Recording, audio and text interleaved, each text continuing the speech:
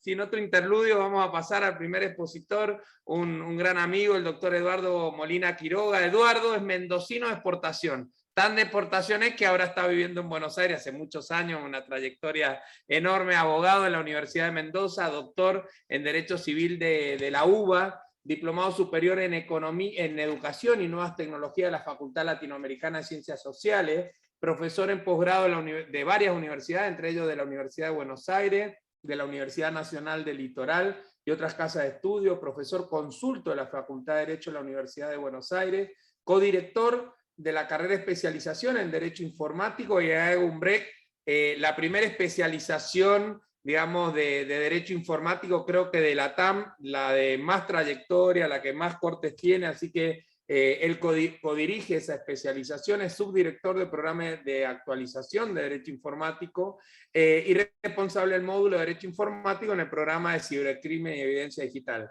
Muchos de ustedes lo conocen, autor de numerosos libros, capítulos en obras colectivas, artículos y ponencias, entre ellos el Tratado de Derecho Informático en coautoría con Daniel Almarc, director del Tratado Jurisprudencial y Doctrinario de Derecho Informático, régimen jurídico del automotor, de manual de derechos reales y numerosas otras obras también numerosas que ha estado escribiendo y de la cual es autor y coautor y ha dirigido, integrante del equipo que fue convocado para la comisión redactora del anteproyecto de Código Civil y Comercial, experto evaluador de CONEAU, que como ustedes saben, para los que no son de Argentina, es la Comisión Nacional de Evaluación y Acreditación Universitaria, expositor en numerosos seminarios, jornadas y congresos, miembro del Tribunal de Transparencia de la UBA y actualmente secretario ejecutivo del Centro de Formación Judicial del Superior Tribunal de Ciudad Autónoma y secretario académico del Instituto de Reflejar, que es el centro donde nos convocamos todas las escuelas judiciales del país. Me ha tocado el gusto de ser coequiper en algún trayecto que estuve también en Reflejar, así que bueno, Eduardo, bienvenido, muchísimas gracias por aceptar participar de esta comunidad, así que bueno, hoy va a ser una jornada intensa, ajusten los cinturones, pongan el teléfono en modo avión, que despegamos, Eduardo, la clase es tuya. Muchas gracias, Mario. Bueno, la verdad que estoy medio achuchado, porque ese inicio entre los Simpsons y el rock, lo mío va a ser un plomazo histórico, pero bueno, no estoy a la altura de la capacidad tecnológica de ustedes para armar algo que valga la pena. Bueno, yo lo que les quiero avisar es que si a mí me dejan hablar, Mario lo sabe, son las 9 de la noche y yo sigo parloteando, no me importa que hayan quedado 3. No es la idea. Entonces, todas las veces que quieran, no sé cómo es el sistema, perdón. No, Edu, mira, vamos, se puede interrumpir. De las preguntas que hay te voy por ahí haciendo una interrupción, vamos haciendo una síntesis. Este grupo tiene mucha participación, así que, y por ahí en algunas, si es necesario, habilitamos y las hacemos directamente con las alumnas y los alumnos. Perfecto. Bueno, vamos a ver si acá Murphy.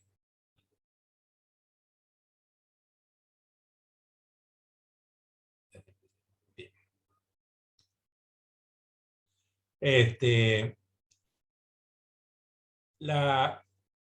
tema de firma digital, sobre todo si, como dice Mario, tenemos asistentes de otros países de América Latina, requiere una introducción, una traducción previa.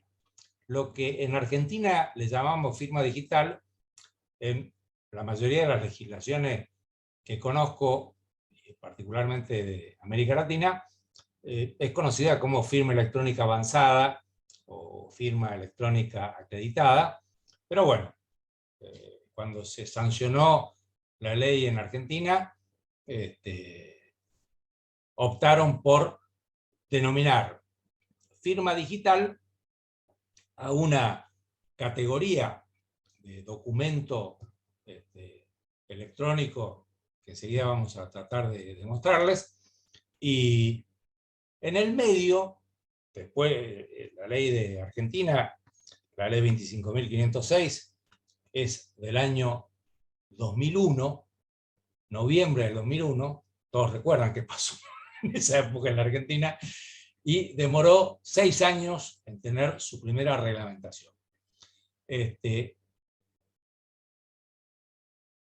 Algunos años después se aprobó el Código Civil y Comercial de la Nación, donde uno de los principales problemas que enfrentaban la utilización de registros documentales electrónicos en Argentina era la visión que Vélez Sarsfield le había dado al concepto de firma. Tengan en cuenta que cuando Vélez Sarsfield redactó el Código Civil en Argentina, el nivel de analfabetismo era importante, y entonces esto no es ninguna creación mía, sino repetir lo que decía el maestro Jean Vías, confundió el género con la especie. Porque esto que estamos haciendo en este momento, como lo estamos grabando, es un documento. Es algo que luego va a poder ser representado, porque documento viene de docere, que es enseñar, pero no enseñar al estilo maestros, sino enseñar, como yo en este momento estoy enseñando, ahora está mi reloj. Bueno, el tema se había venido desarrollando durante bastante tiempo, pero siempre estaba la dificultad, particularmente para los poderes judiciales, de poder justificar por qué le otorgaban validez a eso que no estaba en ningún lado, porque para Vélez Sarsfield o había instrumento público o había instrumento privado, y el instrumento privado tenía que estar firmado hológrafamente, esto surgía de una nota al Código Civil, bueno, no quiero que irme por la rama que me consuma tiempo. Bueno, una de las ventajas que, a pesar de que yo no soy un defensor entusiasta de lo que en este aspecto hizo el Código Civil y Comercial, creo que en algunas cuestiones se embretó solo y ahora lo estamos padeciendo. Pero planteó una definición o descripción de lo que es la firma mucho más acorde a lo que ya venía funcionando, aún con la firma hológrafa, y que nos permite introducirnos a las distintas especies de firmas electrónicas, que es poder vincular una declaración con determinada persona. Esto, como sabemos, lo que hemos litigado, no es verdad científica. Es decir, yo he ganado juicios impugnando la firma de mi cliente, que sabía que había firmado, pero lo había hecho de tal manera que esto lo puedo decir ahora porque está prescripto. No es absolutamente incuestionable. Y todos los días, no nos da el tiempo para explayarnos en esto, estamos firmando en el sentido de atribuirnos actos y declaraciones de voluntad cuando entramos al home banking, cuando vamos al cajero automático, cuando ustedes se loguean para ingresar a este curso, etcétera, etcétera. Todo eso, con el Código Civil derogado, era prácticamente, había que tener una gran creatividad, que existió. Después, si a alguien le interesa, hay una sentencia que siempre cito del maestro Jorge Galdós, donde a un deudor bancario hipotecario que pagaba amortizaba su deuda por cajero automático, un día le llegó una ejecución fiscal. Y no recuerdo de memoria el código procesal de mi provincia, pero en el nacional y en la provincia de Buenos Aires exige, para la excepción de pago, una constancia documentada suscripta por el acreedor. Bueno, no voy a perder tiempo diciéndole que es un ticket de cajero automático.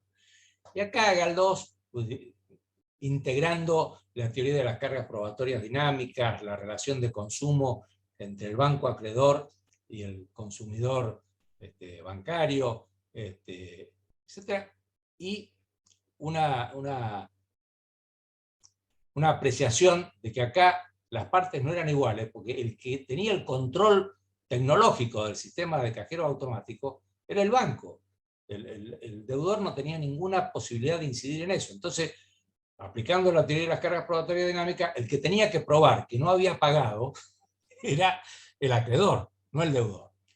Por supuesto que son fallos que son casi una mosca en el océano, pero Ana, digamos, demuestra que con creatividad y con sentido de innovación se puede ir sobre todo teniendo en cuenta lo que es la realidad, lo que sucedía cotidianamente, porque además no habían cumplido con el deber de información de decirles, mire, usted se corre estos riesgos porque no se ajusta a la legislación civil, etc. Bueno, entonces, como decíamos, ahora el artículo 288, que no vamos a perder mucho más tiempo, define claramente que la función de la firma es probar la autoría, y en una expresión, a mi juicio, medio timorata, porque ya teníamos legislación, particularmente del Código Civil francés del año 2000, etcétera, mucho más explícita y amplia, pero me parece que acá la cultura del papel y de la firma con lapicera fue más fuerte.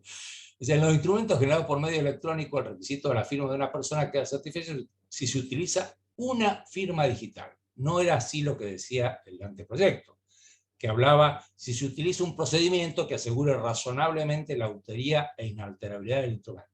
Algún genio de la lámpara en el Congreso dijo, no, pues tenemos ley de firma digital, tiene que decir firma digital. Pero ni siquiera fue muy claro y puso una firma digital, con lo cual ahora de un lado están los defensores de que no significa que es la firma digital de la ley 25.506, sino que podría también ser una firma electrónica robusta o comprensible. Bueno, más o menos ya señalamos el tema, no quiero perderme en esto, y posiblemente lo que para quienes, como yo, estudiaron abogacía porque no les gustaban las matemáticas, sea interesante. En las TICs, todo documento es un documento numérico. ¿Por qué? Porque se utiliza un código binario que solo puede representar, después vamos a volver sobre esta, solo puede representar la oposición binaria, viene también de la lógica, pero acá en tecnología expresa la presencia o ausencia de energía, y es, yo digo, en el buen sentido, en el sentido de los gauchos, el lenguaje de la picana. Porque te picaneo o no para que avances o te quedas. Son las plaquetas. Estoy medio disléxico hoy. Lo que entienden es, los desarrolladores lo que hacen es decir, bueno, mira, cuando acá veas que hay un cero, es que no hay energía y por lo tanto tenés que tomar un desvío o frenar el desarrollo, etc.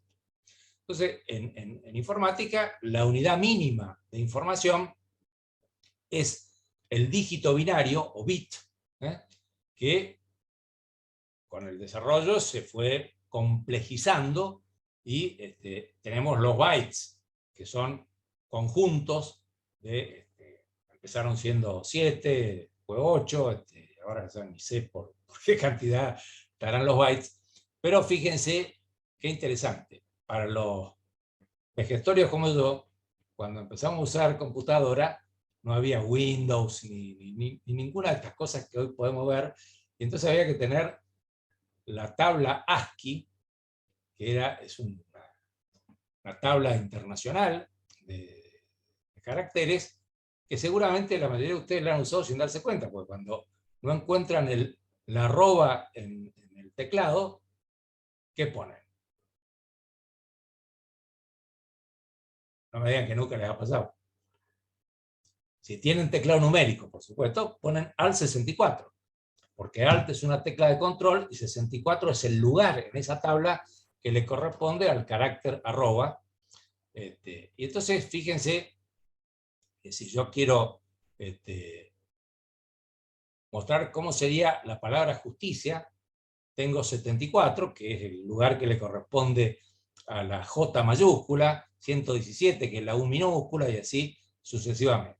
Bueno, esto a nosotros solo nos sirve para entender lo que viene ahora, porque no lo vemos así, porque hay interfaces que nos permiten, pero fíjense con los famosos ceros y unos, el 74 es este conjunto, 1001010, que significa corriente, no corriente, no corriente, corriente, no corriente, corriente, no corriente. Y esto es lo que, por supuesto, los informáticos, los expertos forenses, etcétera, van a encontrar en las unidades de almacenamiento, discos rígidos, discos líquidos, en la nube, etcétera, de tal manera que ahí es más difícil meter la mula como hacemos cuando hablamos o cuando escribimos. Entonces, tengan en cuenta que siempre un documento digital es una secuencia de números. El artículo 286 avanzó porque dijo que la expresión escrita puede tener lugar por instrumentos públicos o por instrumentos particulares firmados o no firmados, lo cual, con todo el respeto y afecto que tengo por los integrantes de la comisión, o por a quienes no conozco que hayan intervenido después, es una burrada. Seguir hablando de instrumentos públicos, instrumentos particulares, firmados o no firmados, qué sé yo, es vivir en el siglo XIX. Pero bueno, de todas maneras, le agregaron un párrafo que dice: puede hacerse constar en cualquier soporte, siempre que su contenido sea representado con texto inteligible, aunque su lectura exija medios técnicos. Así que acá nos dejaron la ventanita abierta para poder interpretar que el documento electrónico también es documento digital, si ustedes quieren. Y en el 287, muy rápido, dice: esta categoría comprende todo escrito no firmado, entre otros los impresos, los registros visuales o auditivos de cosas y hechos, y cualquiera que sea el medio empleado, los registros de la palabra y de información. Esto lo agrego yo, acá se incluirían los documentos electrónicos, lo cual es un sinsentido, porque ya estaba vigente la ley 25.506, que decía que el requisito de escritura estaba satisfecho con un documento electrónico, y la modificación al Código Penal por la ley 26.388, que incorporó en el artículo 77 que cuando la figura se refiere a instrumento o a firma, comprende documento electrónico y firma digital. Esto igual era perdonable cuando se modificó el Código Penal. Hoy genera un montón de situaciones porque, por ejemplo, no voy a hablar de penal, que no es mi tema, pero lo hemos charlado mucho con Marco Sal, que es el director de la carrera. ¿Qué pasa cuando la falsificación fue de una firma electrónica? ¿Cómo interpretamos esto? Bueno, y finalmente, el artículo, a mi juicio, más valioso del Código Civil y Comercial en esta materia es el 319, que es una réplica del 208, el Código de Comercio derogado, donde dice que el valor probatorio de los instrumentos particulares debe ser apreciado por el juez ponderando, entre otras pruebas, la congruencia, la precisión y claridad técnica del texto, los usos y prácticas del tráfico, que está en negrita a propósito, la relación presente, y la confiabilidad de los soportes utilizados y de los procedimientos técnicos que se aplican. Y esto abre, si un magistrado o una magistrada quiere hacer una interpretación realista, ni siquiera digo innovadora, realista, va a advertir que en muchos casos, aunque no hayan pasado por la autoridad certificante de la administración pública, la autoridad certificante raíz, que ya enseguida vamos a ver de qué se trata, como puede ser el caso de la provincia de San Luis. En este PowerPoint que estoy presentando, que no es el que te mandé, Celina, pongo la URL donde pueden ver todas las autoridades de registro, entre ellas la del gobierno de Mendoza, que sí actúa bajo la órbita de la autoridad certificante de raíz, que en este momento ya le han cambiado tantas veces de nombre que no me acuerdo, pero creo que es el Ministerio de Modernización o algo por el estilo.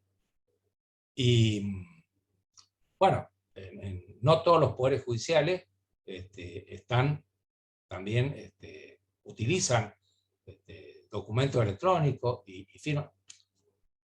Yo mismo que Ciudad tampoco acepta la autoridad certificante raíz nacional, sino que tiene su propia autoridad certificante. Y bueno, yo firmo los documentos, las disposiciones, que de acuerdo a la ley puedo firmar, y dice firma digital. Hoy por la duda volví a leerlo, porque digo que a lo mejor dice otra cosa.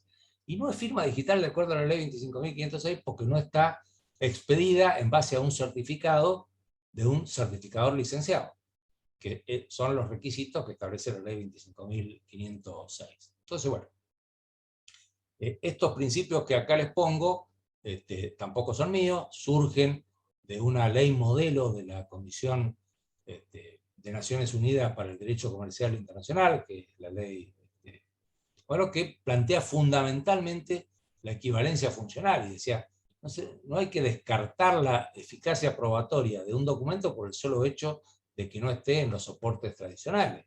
Cuando hablo de soporte, es cualquier objeto, esto es aplicable a las unidades de almacenamiento, desde el pendrive, en fin, cualquiera de los que mencionamos anteriormente. Bueno, entonces, ¿cuál es el sistema de criptografía simétrica? Bueno, el que utilizamos prácticamente todos los días, más allá de que ahora con la pandemia de las estafas bancarias, la mayoría de los bancos estén exigiendo el doble factor de autenticación. Yo introduzco un 4 o 6, depende de la entidad, caracteres, que pueden ser numéricos o alfabéticos, y esto el sistema lo copia, y perdónenme el invento, y lo espeja cada vez que hay un intento de acceso. Dice, ¿coincide o no coincide? Esto tiene la ventaja de su facilidad y la desventaja de su clonabilidad. Es decir, haciendo ingeniería social, además de los otros trucos, como meter aparatos abajo del teclado, etcétera, llevan a que, incluido, digamos, cuestiones sociológicas, casi todos nosotros, para no volvernos locos, asociamos con algún acontecimiento de nuestra vida, la fecha de cumpleaños, la fecha de casamiento, etcétera, y esto, bueno, para quienes vieron la película Nueve Reinas, se acordarán el tía, alguien siempre pique el anzuelo. Bueno, en el Instituto Tecnológico de Massachusetts, hace más de 30 años, se desarrolló un software conocido como PKI, o Sistema de Clave Pública, que, a diferencia de los sistemas que seguimos utilizando, que tratan de mantenerse ocultos, utilizaba una doble clave.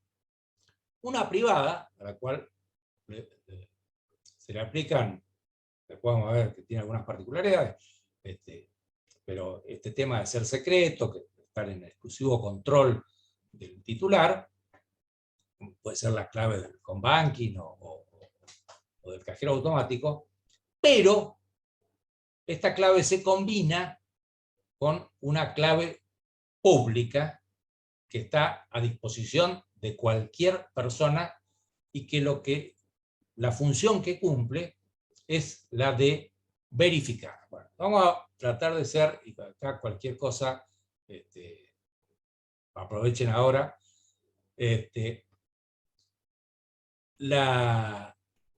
vamos a ir al dibujito. Fíjense, acá tenemos la public key, son 300 o más, porque el tema es que, por otro lado, la velocidad con que van evolucionando las tecnologías, los hackers, etcétera, lo que antes parecía incraqueable, hoy cada vez es menos.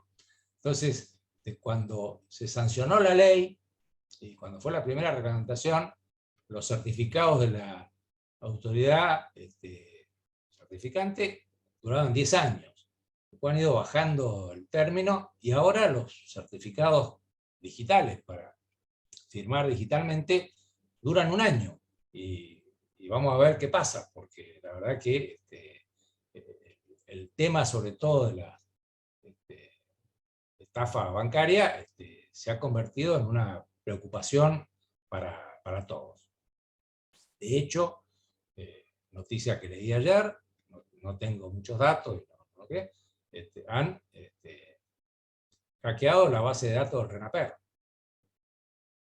Y ya han dado publicidad que tienen los datos de 44 personajes públicos, la política, la farándula, el deporte, etc. Bueno, y la clave privada, como ven, es una clave que no, son distintas. Entiendo que a simple vista se nota, pero que el gran secreto, como el jarabe de la Coca-Cola, es que no es posible, conociendo la clave pública, deducir la clave privada. Por lo menos el estado del arte hasta hoy dice que esto no se ha verificado, que sea, porque si no ya esta clase no tendría, o charla no tendría ningún sentido. Es decir, todavía mantiene cierta confiabilidad, pero no exclusividad en cuanto a su no alteración. Entonces, tenemos que decir que la firma digital es un bloque de caracteres que acompaña a un documento o fichero acreditando quién es su autor, proceso de autenticación, y que no existió ninguna manipulación posterior de los datos de integridad.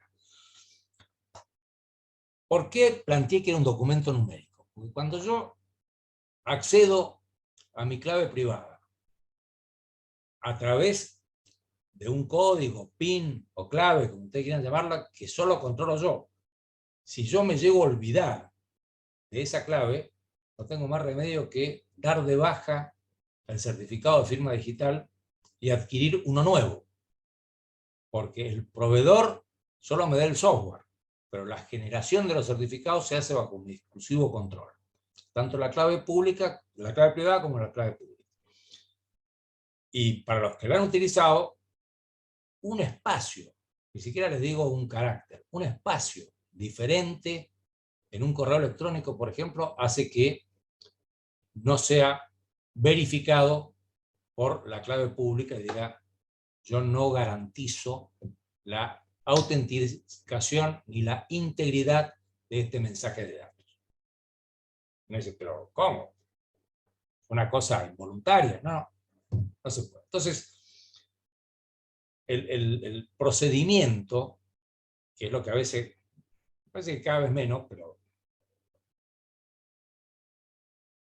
resulta complicado explicarlo, es que cuando la persona que va a enviar un mensaje utiliza su clave privada, quien lo recibe utiliza la clave pública de quién, de que generó esta que acá le hemos llamado A, cuando mandó el mensaje.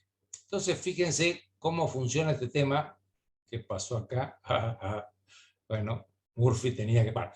Digo, cuando yo mando un mensaje o firmo con criptografía asimétrica una audiencia, por ejemplo, lo que voy a hacer es agregarle al documento numérico en el cual se va a convertir ese archivo gráfico, que yo lo veo como archivo gráfico, pero cuando lo guardo pasa a ser un archivo de bytes. Le voy a agregar un digesto, otros prefieren llamarlo huella, que es un documento aparte, que se representa gráficamente con el loguito del, parece el diploma, digamos, pero es otro documento numérico que se ha generado tomando, no me pidan que les explique porque no tengo la menor idea, pero tomando elementos centrales, supongo que serán la fecha, el autor, etcétera, y codificándolos, de tal manera que nadie que tenga acceso a eso va a poder conocer el texto del documento hasta que con la clave privada, con la clave pública, perdón, ya me di cuenta cómo avanza esto, con la clave pública yo pueda verificar. Y en esto se utiliza algo que seguramente ya lo habrán escuchado, que es el algoritmo de hash, que una de sus funciones es corroborar que dos archivos son idénticos, sino la utilización de algoritmo que tiene distintas exigencias tecnológicas. El que está vigente, que ya está un poco antiguo, salvo que esté desactualizado, porque la verdad que no leí las últimas especificaciones técnicas, es el MD5 o el SHA1, que son normas tecnológicas que no es mi función explicar. Entonces, estos cuadraditos con el 11010, 1011, fíjense, son los digestos que se han generado y que van a ser distintos, porque provienen, pero el hash va a decir, por la aplicación de estas dos claves, privada y pública, que ese documento no ha sido modificado desde que se generó y que el autor solo puede ser, salvo prueba en contrario, solo puede ser el titular del certificado digital con el cual se generaron la clave privada y la clave pública. Es medio chino básico, pero es lo mejor que yo he podido... es lo más práctico que he visto en explicación de firma digital, ¿eh? Bueno, me alegro. Espero que el resto piense más o menos lo mismo. Entonces, bueno, acá está el texto del artículo 2 de la ley, que no vamos a contar lo que dice la ley, y acá estuve tentado, porque esto, si ustedes ingresan a Jefatura de Gabinete de Ministros, firmadigital.gov.ar, creo que es, se van a encontrar con un certificado muy parecido, que es lo que nosotros podemos ver, si queremos bajar un certificado de la autoridad raíz, pero cambian las fechas, habla de 2021 al 2026, que es el certificado de la autoridad raíz. Y acá viene el gran dilema, porque la ley 25.506 no nació de un repollo, es decir, en realidad se venía hablando de esto, que a mí me conste desde fines de los principios de los 90, perdón, pero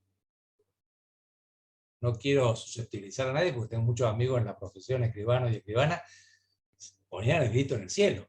¿De dónde? No, que eso es un invento, que acá, que va a ser un festival de falsificaciones, cosas. Y como ha sucedido en otros aspectos, como el caso de protección de datos personales, etc., se tomó en cuenta la ley vigente en ese momento en España,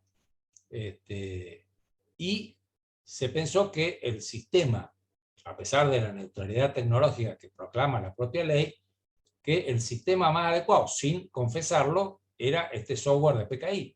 Y esto surge clarito cuando uno va al glosario, que está al final de la norma. Pero nadie podía ignorar, porque ya existía cajero automático y empezaba a ver incipientemente, no la tenían todos los bancos, pero home banking y muchos sistemas de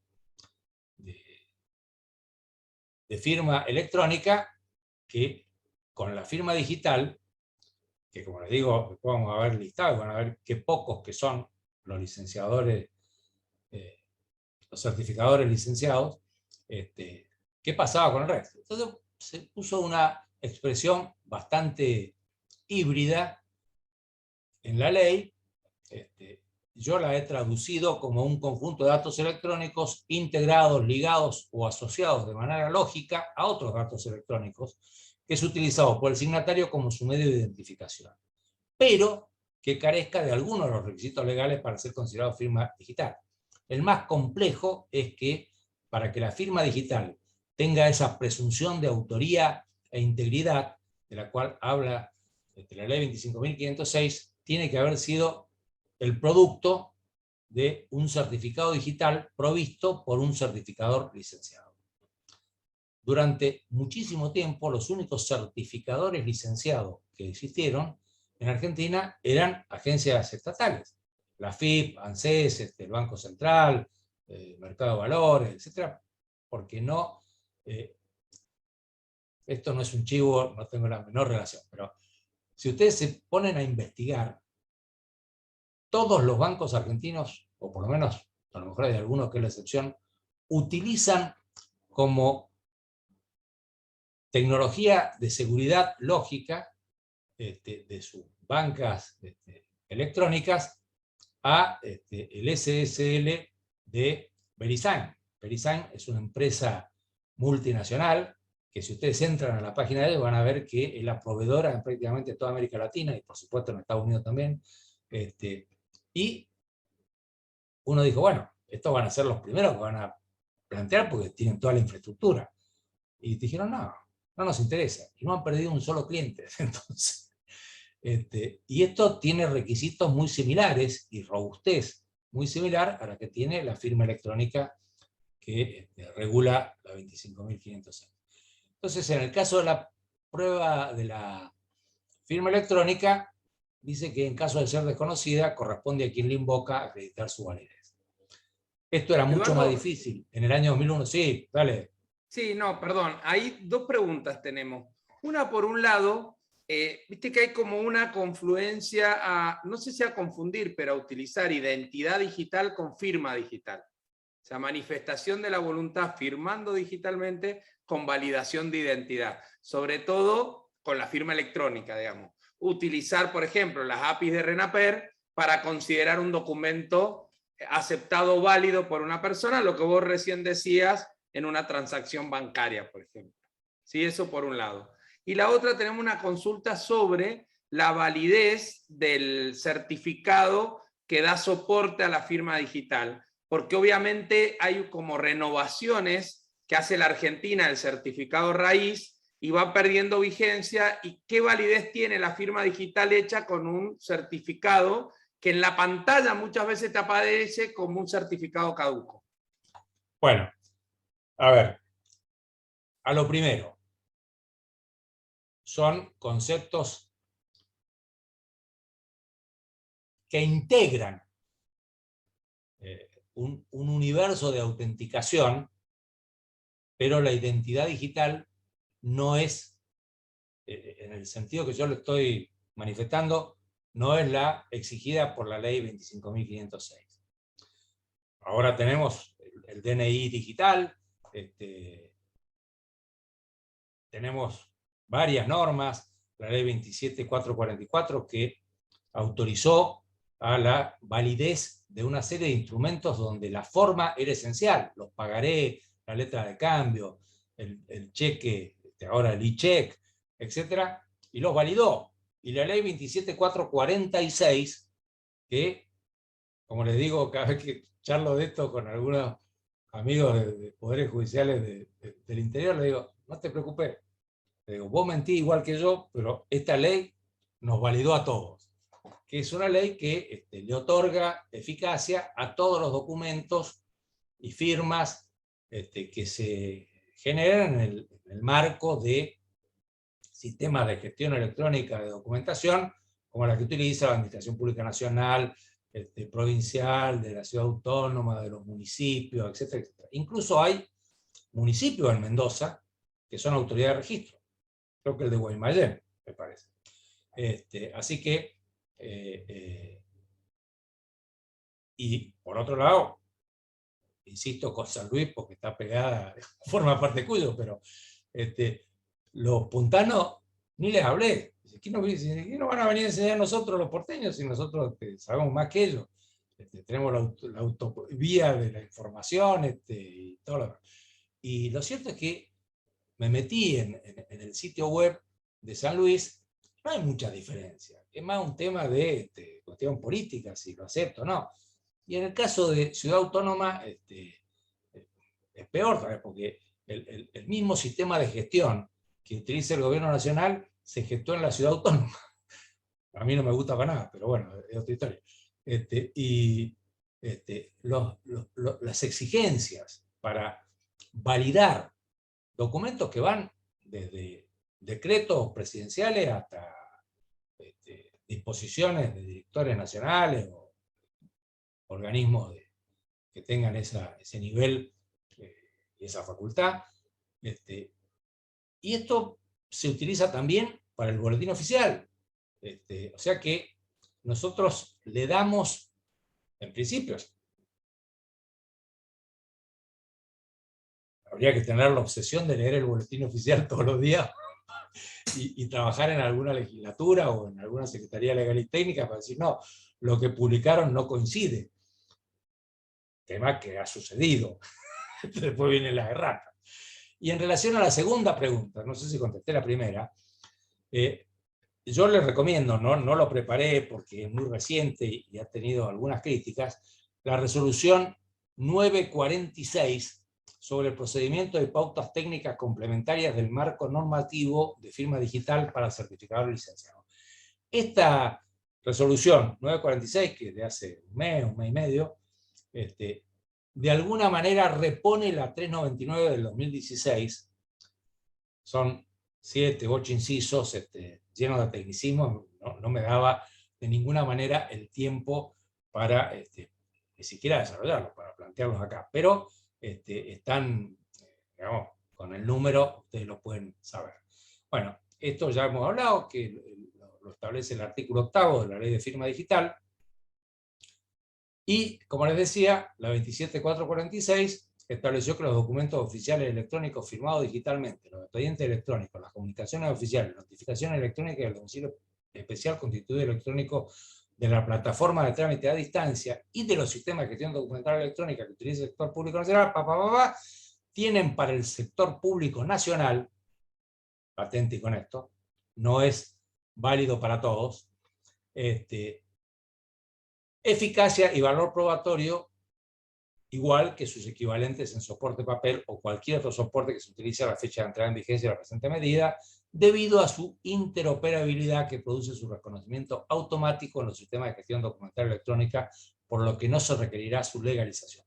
Bueno, sobre esto daría para que tuviéramos 3 horas discutiendo, porque si yo quiero mandarle un documento firmado digitalmente a Mario, lo más seguro es que sea rechazado porque la firma digital no la reconozco, porque estamos bajo 2 autoridades certificantes raíz, aunque los procedimientos sean muy similares. De todas maneras, esto deja tranquilo, porque particularmente en la provincia de Buenos Aires hubo mucha discusión. La provincia de Buenos Aires la Suprema Corte fue muy draconiana, con que todos los colegas tenían que adquirir su token y obtener la firma digital, y si no, no iban a poder trabajar, y qué sé yo. Y entonces estaba la discusión, bueno, pero ¿están o no están? Bueno, hoy la Suprema Corte de la Provincia de Buenos Aires es autoridad de registro, lo mismo que es el gobierno de la provincia de Mendoza, entonces están dentro de este club chiquito de la firma digital Ley 25.506. Bueno, no me da el tiempo, pero si alguien le pregunta, intento. Hay una plataforma del Gobierno Nacional, que conocida como TAD, Trámites a Distancia, que ha hecho, digamos, que ha permitido muchas cosas, entre otras, la firma digital remota. Esto se estableció con el decreto 182/2019, que sigue vigente, porque en esta materia uno se vuelve loco tratando de estar al día con la cantidad de decretos, resoluciones, disposiciones, etc. Entonces, fíjense que la firma digital remota se utiliza para firmar digitalmente todo tipo de documento electrónico, incluyendo actos administrativos. ¿Cómo se tramita la firma digital remota? Enseguida va a venir una filmina sobre esto. Bueno, requiere la presencia física del solicitante, pero no necesita irse a Buenos Aires. No sé cómo está funcionando en Mendoza en este momento, pero en Ciudad de Buenos Aires y en algunos distritos del AMBA, el Ministerio de Justicia y entonces el Ministerio de Organización, Innovación, bueno, no viene al caso, firmaron un convenio por el cual convirtieron en autoridades de registro a 2 personas por registro de la propiedad del automotor. Entonces la gente iba Y si todo esto se discontinuó con la pandemia porque los registros restringieron los trámites y ese trámite no era registrable, entonces no lo habilitaron. Pero sigue estando disponible y vamos a ver enseguida cuáles son los dispositivos que tiene. Después Edu, está la firma digital. acá en Mendoza y en la mayoría de los poderes judiciales somos órganos certificantes, tanto de la firma digital con token como de la FDR, de la remota. Fantástico. En la mayoría de los casos hemos otorgado más remota por una cuestión de costo y es la que más se está usando en los profesionales como firma, digamos. También han autorizado algunos registros civiles y, como bien decía, algunos registros del automotor. Sí, porque además todo esto, como lo vamos a ver enseguida, porque el tema era autenticación, tiene que intervenir el RENAPER, porque firma digital remota, bueno, digo una tontera. En Mercado Libre, un token con los requisitos de FIPS de 2.18, ¿cuánto? Cuesta 4.200 pesos. Entonces muchos colegas decían, che, ¿por qué tengo que gastar con esto? Bueno, también está la posibilidad, no sé si se ve acá, a ver. Bueno, a ver, no me da, me voy a desenchufar, pero las Smart Cards que requieren un lector particular y que el mismo, para hacerlo simple, de la tarjeta de crédito, tiene un chip y para poder tener un Smart Card, como tengo yo, para firmar digitalmente, tuve que ir al Consejo de la Magistratura de la ciudad, me sacaron una foto digital, puse la huella digital, y eso se contrastó con los datos biométricos del RENAPER y quedás habilitado para decir que firmás. Y después está la firma digital, donde yo puedo instalarla, bajarme el certificado de la autoridad raíz, o en el caso de Mendoza, si tengo, bueno, lo conocen ustedes mejor que yo, además no hay solo de Mendoza, así que bueno, hay que tener, o ser funcionario, o tener alguna relación con la administración provincial, y de acuerdo a este decreto, todas estas, cualquiera de estas opciones, insisto, firma digital remota, firma digital con dispositivo criptográfico, que puede ser token o marcar, y la firma, como era al principio, que directamente se instalaba en tu computadora, tienen la plena validez. Entonces acá, ya para ir concluyendo, para quienes no tengan la menor idea de que, bueno, esta es una imagencita que encontré de token, y este es una Smart Card bastante parecida a la que tengo yo. Ni sé de dónde son, pero bueno, a veces mostrar es bueno. Entonces fíjense, esta resolución, que es una resolución del año 19, que es muy importante, porque dice: todas las personas humanas que soliciten un certificado digital a los certificadores licenciados de la autoridad certificante ONTI, que es la Oficina Nacional de Tecnología de la Información, y que me olvidé de contestar eso, nadie me lo hizo ver. En realidad, como la ONTI era la autoridad de aplicación, y lo fue durante mucho tiempo, en algún momento estuvo a cargo de una mendocina, hay muchos certificados que expidió la ONTI y que, bueno, han tenido que sacar esta resolución 946, también autoriza excepcionalmente a que los certificados que había otorgado la ONTI, que sean renovados, etc. Y lo que es actualmente la autoridad certificante modernización, plataforma de firma digital remota, deben realizar su trámite con presencia física ante alguna autoridad de registro de dichas autoridades certificantes. Entonces, digo aclaro porque acá las terminologías nos vuelven locos, pero la autoridad de registro no necesariamente es un certificador licenciado, sino que ha obtenido su autorización para funcionar como autoridad de registro en base a la autoridad certificante raíz. Para decirlo con un ejemplo que a lo mejor todos van a entender. yo fui al principio, mucho antes de la ley 25.506, autoridad de registro del Poder Judicial de la Ciudad Autónoma de Buenos Aires. Entonces, supongamos que Mario era miembro del Tribunal Superior, no de la Corte Suprema de Mendoza. Entonces, cuando Mario pedía un certificado digital, que se pedía en ese entonces exclusivamente por correo electrónico, la ONTI me lo mandaba a mí, para que, bajo mi responsabilidad, en el sentido de que Mario Daniel Adaro era juez del Tribunal Superior de Justicia de Mendoza, de Ciudad Autónoma, le iban a otorgar ese certificado. Esto desapareció durante mucho tiempo y ha renacido con la, no vamos a entrar en el tema porque es bastante polémico, que es los certificados de atributos. La última legislación que estaba vigente hasta la resolución 946 había eliminado, porque además es bastante difícil de controlar y puede desactualizar un certificado. Un juez que pasa a ser fiscal o que pasa a ser camarista, una persona que era administradora de una sociedad y que cambió, etcétera, tendría que cambiar todo este sistema de certificados de atributos. Vamos a ver hasta ahora. O sea, Eduardo, para que quede claro, pues nosotros tuvimos una reunión con ONTI.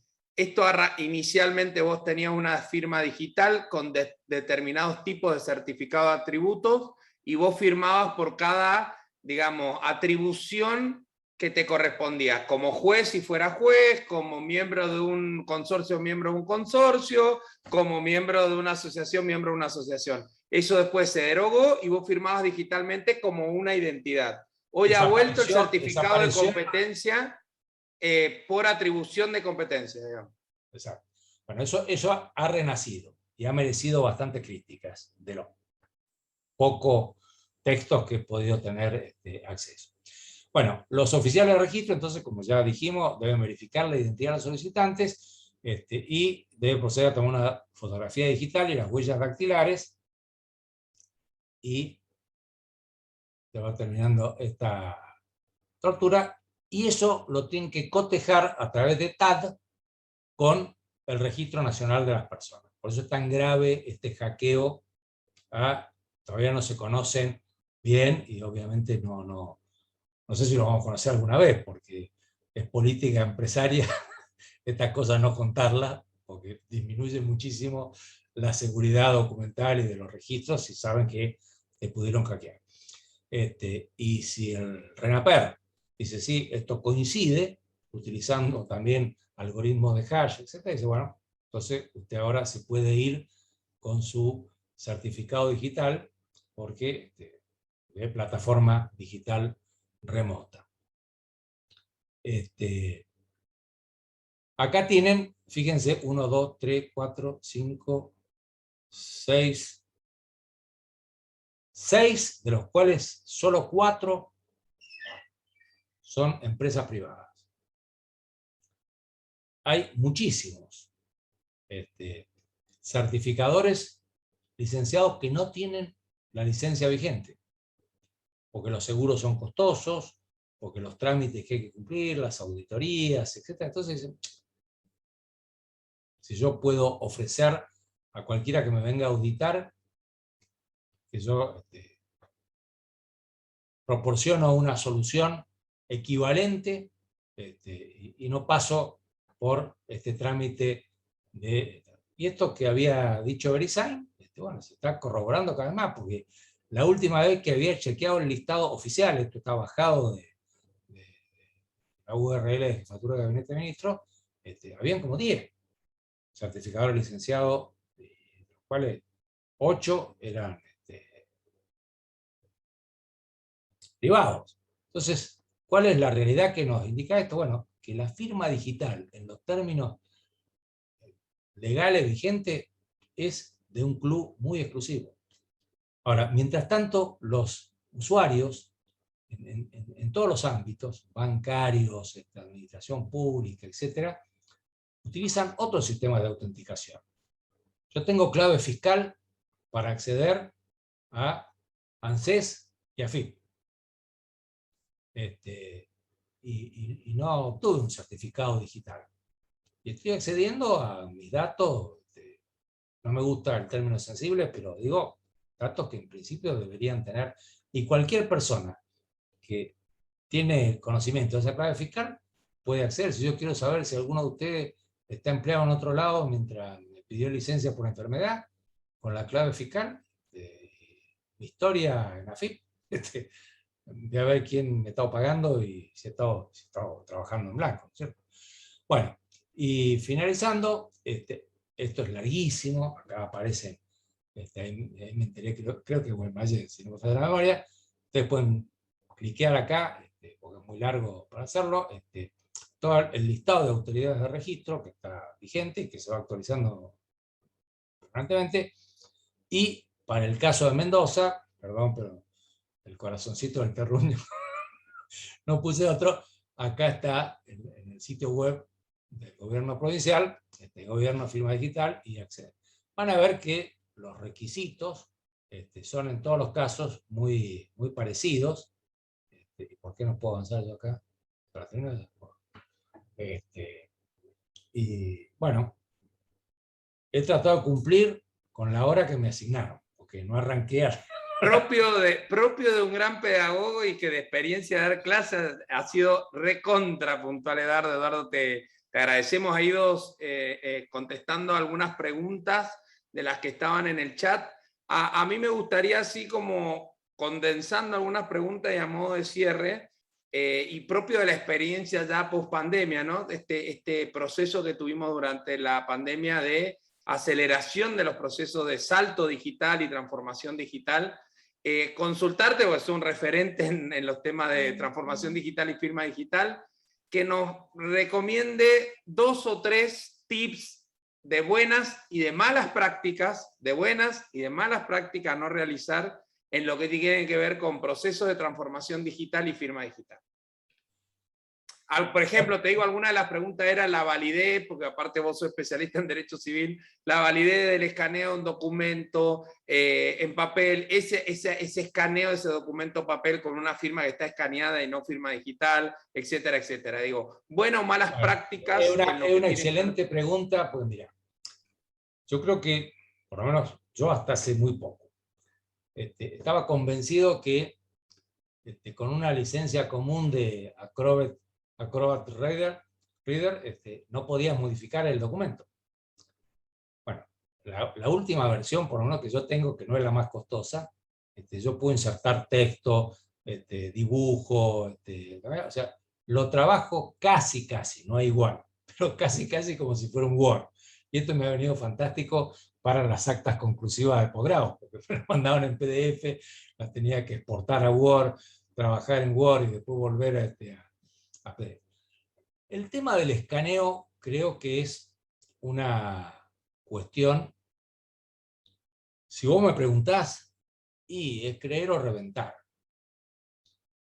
Vos hoy, supongo que hoy tuve que hablar con una funcionaria de DOCEP, de la Obra Social de Empleo Público de la provincia, y tenía que mandarle un certificado del CBU de mi cuñado. Y entonces, bueno, la persona que lo había obtenido me mandó una foto. Y se ve que no se veía muy bien, qué sé yo. Entonces me dice, ¿no me lo podés escanear? Y le digo, no, mira, porque no lo tengo a mano. Pero digo, el no me lo podés escanear, en una cuestión que no estaba aceptando porque no se veía bien, algo que le había mandado por WhatsApp. Indica que, bueno, que para esta persona eso era suficiente para transferirle fondos a una cuenta bancaria.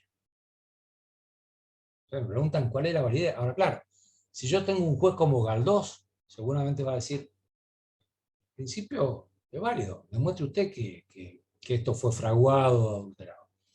Y si me encuentro con jueces como algunos amigos que tuve en la sala A de la Cámara Civil, van a decir que si no es firma digital otorgada por un certificador licenciado, no prueba nada.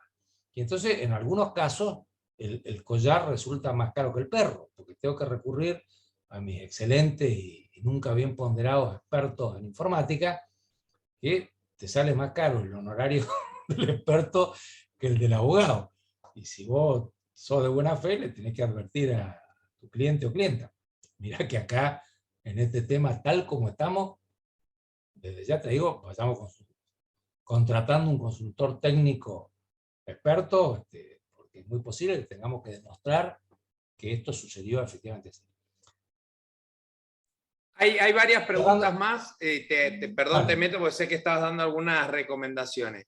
Algo que se hace muy a menudo, sobre todo en este último periodo, es el escaneo de documento papel que tienen firma hológrafa, luego acompañado, nosotros le hemos dado reconocimiento de cierre, luego acompañado ese documento, por ejemplo en un PDF, con la firma digital que cierra ese documento escaneado y le da, digamos, la última cierre de cadena de firma lo hace una firma digital. Sí. Que es la del abogado generalmente. Mirá,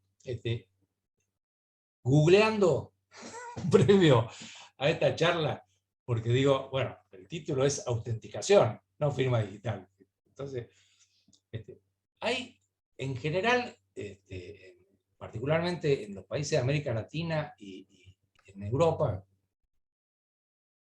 está más vinculado no tanto con la firma electrónica avanzada o la firma digital, sino con esto que dice el 319, la solidez tecnológica en la cual se ha construido ese documento.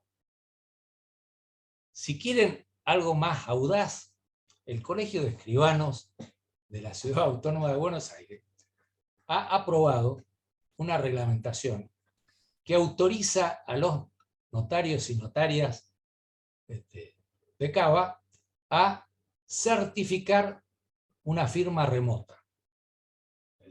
La persona se conecta conmigo por Zoom, Meet, Webex, lo que sea, y yo la veo que está firmando.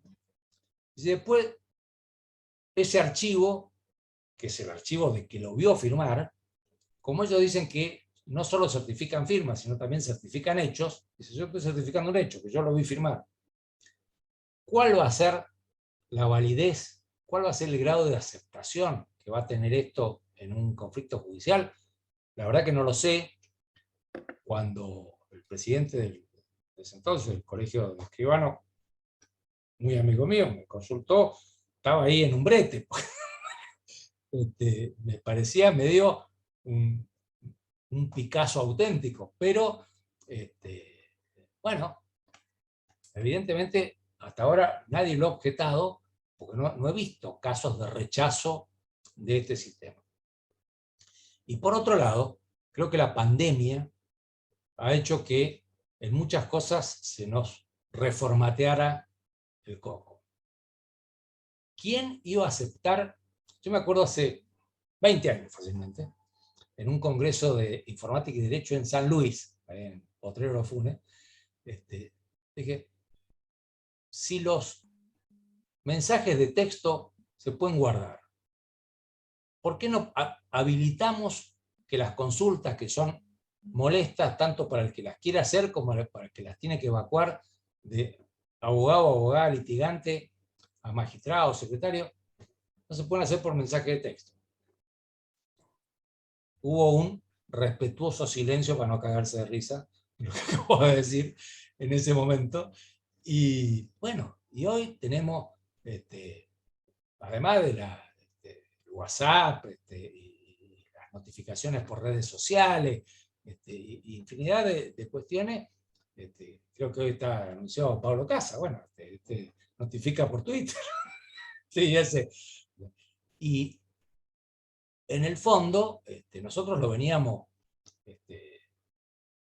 viendo con, teníamos un equipo de videoconferencia, y entonces muchas veces de poderes judiciales de las provincias nos pedían autorización para hacer audiencias con testigos o con peritos que no daban los fondos para pedir que se trasladaran, y yo hacía de autoridad certificante, pues decía, sí, se trata de Giancarlo Spinetta. Yo le vi el documento. Todo esto sin haber puesto... No, si certificás a Giancarlo Spinetta, empezás a tener un problema enorme. Pero bueno. Bueno, pero te quiero decir, ¿qué primaba ahí? Bueno, la libertad de formas, el no ponerse rígido, el no exigir pruebas tasadas, etc. Ha habido muchos tribunales que han entendido que si no, la parálisis era total y en muchos casos tenía naturaleza alimentaria. Entonces, han admitido, bueno, hoy tenemos todos los poderes judiciales, algunos que, como Ciudad Autónoma, que volvió hoy a la presencialidad, Nación, que todavía está viendo cómo hace, provincia, o sea, encara, pero desde marzo, abril del 2020 hasta hoy, todo fue virtual. ¿Y qué te dice el reglamento de la Corte Suprema? Que vos para entrar al Lex 100 tenés que escanear el documento. Y entonces acá viene bien esto porque no quise hacer más compleja la charla. Algo que sí trae también la resolución esta 946 y que son los terceros de confianza. Es decir, entonces hay certificados de terceros de confianza que dicen, bueno, a mí me consta que esto. Por ejemplo, en cuanto al original de la prueba documental que el litigante va a agregar. Y que dice, bueno, ¿yo cómo sé? ¿Qué fiabilidad puede tener esto? Bueno, los terceros de confianza pueden cumplir ese rol y de lo que yo sé, por lo menos en la provincia de Buenos Aires, los están utilizando bastante, pueden ser los colegios de abogados, o determinadas otro tipo de corporaciones. Edu, mira, 1000 preguntas, pero bueno, te hago la última que medio resume. Hay mucha consulta sobre la validez de un documento, o sea, la validez de la digitalización de prueba física, digamos, papel, hecha luego acompañada con firma digital. O sea, ¿cuál es la validez de esa digitalización de la prueba que luego tiene lo que habíamos dicho recién? Esto va a tener legales de ese tipo de documentos. La firma digital garantiza que el contenido es de quien dice que lo realizó y que no ha sido modificado. La validez o eficacia del contenido es harina de otro costal. Siendo concretos, todas y todos habrán tenido alguna experiencia de escrituras truchas, particularmente en el ámbito de las sociedades. Bueno, yo podría tener, por eso salvo prueba en contrario, pero nadie me podría, la persona podría decir, mire, yo pagaré que me trajeron acá, y que yo di fecha cierta y la firma, etc. Es lo que me trajeron. Si eso lo firmaron en un ambiente de ambigüedad, de que pensaban que nunca se iba a ejecutar, que estaba nada más que para mostrarlo a los acreedores, qué sé yo, bueno, eso ya no lo puedo certificar. Yo certifico lo que vi. Bueno, con firma digital, la firma digital lo que le da validez es al documento al cual se lo firmó digitalmente. Firmó entre comillas, ¿no? Se le aplicó la clave privada, se generó este digesto, que luego fue verificado con la clave pública. Que ese documento sea real, yo, para cerrar, cuando era asesor en la Cámara de Diputados, un centro de jubilados me vino a plantear que querían la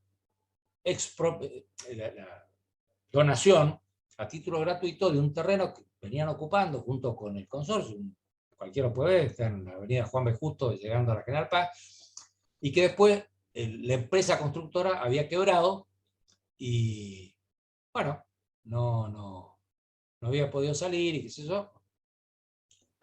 Yo la convencí a la diputada que asesoraba, hicimos todo el proyecto, salió, pasó por Secretaría Legal y Técnica, todo el mundo dijo bárbaro, qué sé yo. Y cuando se fue a hacer la escrituración, el escribano general de gobierno de la Nación me dijo, mire, esto no me coincide con el plano de mensura. ¿Cómo puede ser? Claro, falta la mitad del terreno. Porque el oficial del registro de la propiedad inmueble se había comido la mitad de la escritura. Me habían pasado como 10 años de esto.